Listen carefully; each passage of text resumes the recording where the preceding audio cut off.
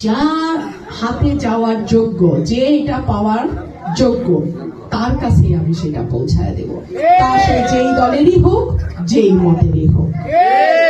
আমার কাছে ন্যায্য হিসাব পাইতে কোনো বিশেষ দলের দরকার নাই।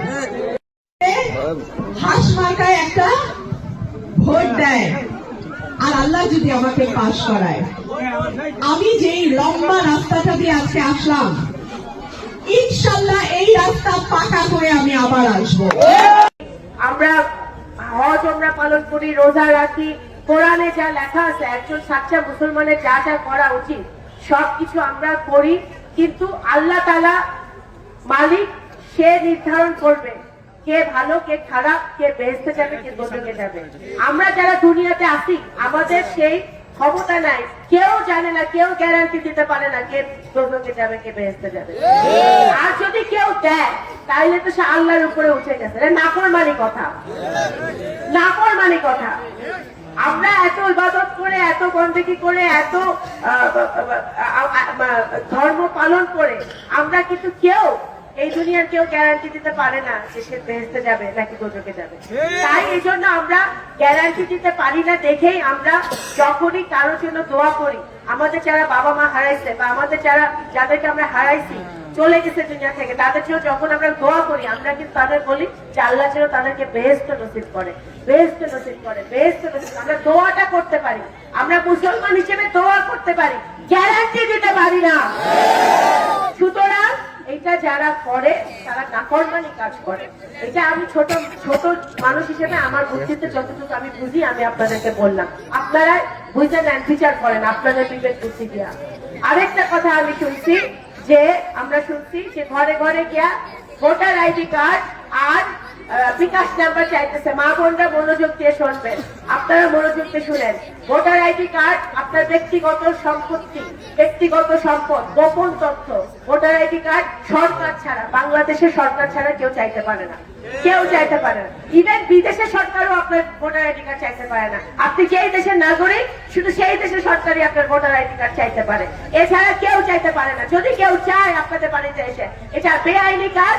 এটা আপনাদের এখন সেনাবাহিনী আছে, পুলিশ আছে, তাদেরকে সাথে সাথে জানাবেন যে আমাকে ভোটার আইডি কার্ড এসে চাইতেছে, বিকাশ নাম্বার চাইতেছে। এটা নির্বাচনকে নষ্ট করার একটা গভীর ষড়যন্ত্র, এটা আপনাদের মাথায় রাখতে হবে। এটা কোনোভাবে আমরা যারা শহীদ জিয়া সৈনিক, যারা ধানের শীষের সৈনিক, সর্বোপরি যারা ওবায়দুর রহমান সাহেবের সৈনিক, আমরা জনগণের পাশে থাকবো, জনগণের সেবা করব, জনগণের বিপদে আপদে থাকবো, তাদের কাছে সাচ্চা দিল নিয়ে, সাচ্চা মন নিয়ে ভোট চাবো। এর চেয়ে বড় কাজ সব কাজ আর হতে পারে না। সুতরাং সেই কাজটাই আমরা ঠিক মতো আমাদের করতে হবে। আমি আপনাদের মেয়ে, আপনাদের বোন হিসেবে এতটুকু বলতে চাই, আমি সবসময় বলি, আমার আব্বা সারা জীবন আপনাদের পাশে ছিল। ভর্তি ইউনিয়নকে সে কম দেখে নাই। ভর্তি ইউনিয়নকে লস্করটিয়া তার জন্মস্থান। এই ভর্তি ইউনিয়ন থেকে কিন্তু আপনাদের অন্য আগের যে সরকার ছিল সেই সরকারের এমপি উপনেতা কিন্তু এই ইউনিয়নের ছিল, তাই না? তারপরেও কিন্তু ভর্তি ইউনিয়নের প্রত্যেকটা গ্রাম, প্রত্যেকটা মানুষকে আমার আব্বা তার হৃদয়, তার মনের মধ্যে স্থান দিছে, এবং লস্করটিয়ার চেয়েও বেশি ভর্তি ইউনিয়নের মানুষের জন্য সে ভালোবাসছে, তার জন্য করছে।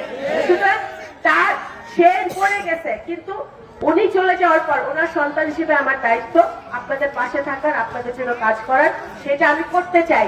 আপনাদের এক একটা ভোট, এক একটা ধানের শীষের ভোট আমাকে, আপনাদের মেয়েকে, আপনাদের বোনকে আপনাদের জন্য করার সুযোগ করে দিবে। আমাদের সালতা উপজেলার উন্নয়ন করতে হবে।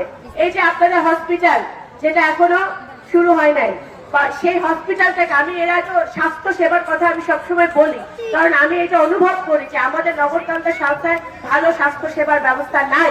আমাদের হসপিটালটা এখানে সালতায় যেটা আছে সেটা আমাদের সম্পূর্ণরূপে ঠিক করতে হবে।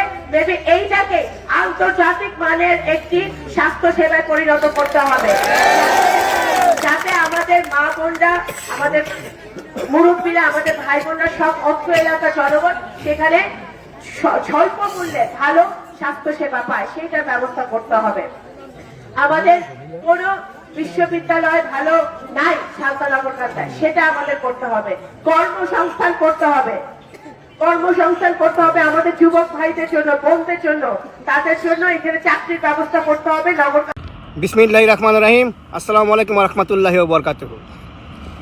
দীর্ঘ 17 বছর যারা খুনি হাসিনার বিরুদ্ধে আন্দোলন সংগ্রাম করছেন এবং স্বৈরাচার মঈনুদ্দিন ফখরুদ্দিন আমল থেকে 19 বছর ধানের পক্ষে আন্দোলন সংগ্রাম করছেন, আপনারা দয়া করে ধানের শীষ অবশ্যই ভোট দিবেন। বিশেষ করে জিয়া পরিবারের জন্য, তারেক রহমানের নেতৃত্বে দেশের শাসনভার একবার হলে দেখার জন্য। এটা আমার ব্যক্তিগতভাবে বিনীতভাবে অনুরোধ হলো সকল সহযোদ্ধা, নেতাকর্মী, ভাই বোনেরা যারা আমাকে অনলাইনে দীর্ঘদিন যাবৎ চিনেন এবং জানেন কী কারণে তারেক রহমানকে অবশ্যই তার শাসনভার আমরা দেখতে চাই এবং দেখা উচিত, সেটা কারণটা আমি বলবো।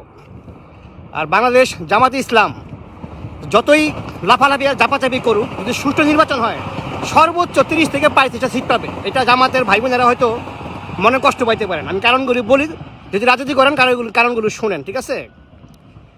একটা দলের নেতাকর্মীরা অনেক সময় অনেক বেফাস কথাবার্তা বলে, সেটা অবশ্যই দলীয় উপরে গিয়ে চাপ পড়ে আর কি, মানে দলীয় দায়িত্ববোধের উপর চাপ পড়ে আর কি। হ্যাঁ, আবার দলীয় প্রধান কি বলে সেটা কিন্তু আবার মনে করেন বেশি চাপ পড়েছে রাষ্ট্রগতভাবে। তারেক রহমান কখনোই বলে নাই আমরিকে ক্ষমা করে দিবে, এই কথাটা মাইন্ডে রাখেন। কিন্তু জামাতের নেতা উনি কিন্তু প্রথমেই বলছে যে উনি আমরিকে ক্ষমা করে দিবে। তার মানে জিনিসটা কী বোঝা যাচ্ছে, মানে ভোট পাওয়ার জন্য যেমন বিএনপির কিছু নেতারা আওয়ামী লীগের দালালি করতেছে ভোটে পাশ করার জন্য, তেমনিভাবে ভোটে পাশ করার জন্য, ভোট পাওয়ার জন্য জামাতের নেতারা প্রকাশ্যে বা গোপনে আওয়ামী লীগের দালালি করতেছে। এইটা সত্যটা আপনার মানতে হবে। শোনেন, রাজনীতি নোংরামি করে কারোর বিরুদ্ধে কুৎসা রটাইয়া, হ্যাঁ, ওটা রাজনীতি না, ওটা হচ্ছে নোংরামি আর কি, ঠিক আছে? আর যেখানে জামাতে ইসলাম নিজেদেরকে ইসলামিক দল হিসেবে এদেশে প্রতিষ্ঠিত করতে চায়, নিজেদেরকে ইসলামিক দল হিসেবে নিজেদেরকে মানুষের কাছে জানান দিতে চায়, তারা যখন অন্যের নামে মিথ্যা অপবাদ দেয়, মিথ্যা কুৎসা রটায়, এটা কিন্তু মানুষ বুঝতে পারে। এই কারণে জামাতের ভোট কমবে, এটা হচ্ছে মেন কথা আর কি, ঠিক আছে? দ্বিতীয় কথা আসি, আমরা আসলে চাইছিলাম, মানে বিশেষ করে আমি চাইছিলাম, আমার মতন যারা দেশপ্রেমী তারা চাইছি বা এখনও চাইব, ভবিষ্যতেও চাইব, বাংলাদেশের দুর্নীতিবাজ রাজনৈতিক দল গঠন করার জন্য। এবং সেটা আমার মনে হয় একমাত্র তারেক রহমানের মাধ্যমে সম্ভব। এখন প্রশ্ন করতে পারেন তারেক রহমান কেন এখন পর্যন্ত কোনো অ্যাকশনে যাচ্ছে না? অ্যাকশনে উনি অলরেডি গেছেন, সেটা প্রমাণ আপনারা দেখবেন। তারেক রহমান লন্ডন থাকা অবস্থায় বিএনপির নেতারা, কিছু নেতারা এমনভাবে বক্তব্য দিত যে কথাগুলো আমার বুকে এসে লাগতো আর কি, ঠিক আছে? মানে আমি এত ত্যাগ করার পরে, আমাদের মতন নেতাকর্মী এত ত্যাগ করার পরও আমাদের নেতাদের কিছু বক্তব্য বুকে এসে লাগতো। এখন কিন্তু সেই নেতারা ওই ধরনের কোনো বক্তব্য অনেকেই দেয় না, কমে গেছে। এক নাম্বার, কারণ তারেক রহমান বিদেশ ছিলেন, দেশে ছিলেন, এখন দেশে আসছেন, অবশ্যই পরিবর্তন হইতেছে, হবে, তাকে সুযোগ দিতে হবে, ঠিক আছে? দ্বিতীয় কথা হচ্ছে তারেক রহমানের বাবা দেশে